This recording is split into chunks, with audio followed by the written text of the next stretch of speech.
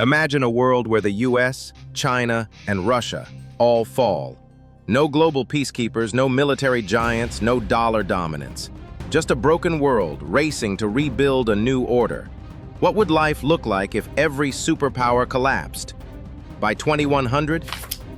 By the year 2100, history may write a chapter unlike any before, the fall of every major superpower.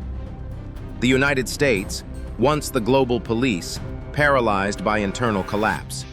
China, overstretched and fractured.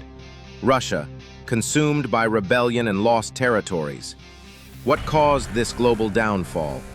It started slowly. Economic bubbles, climate disasters, civil wars, and AI revolutions.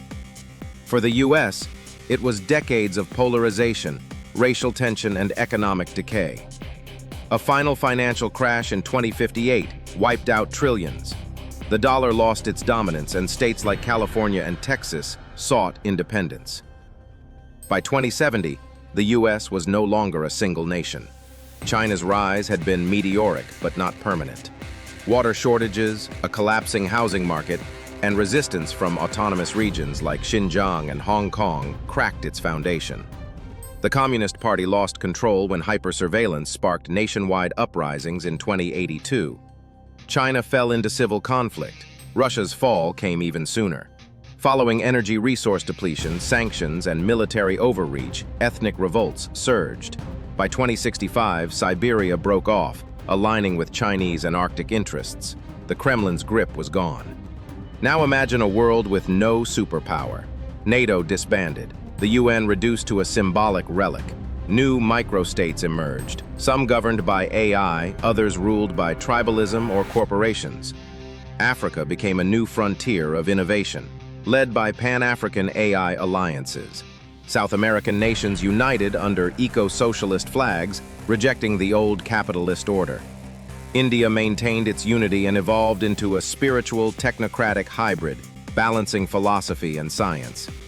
Technology advanced, but without ethical leadership.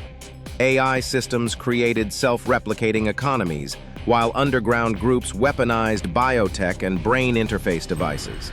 Cities became independent, walled hubs like Neo-Singapore and New Istanbul, protected by private AI armies. The world split into four major blocks, not by nation but by ideology.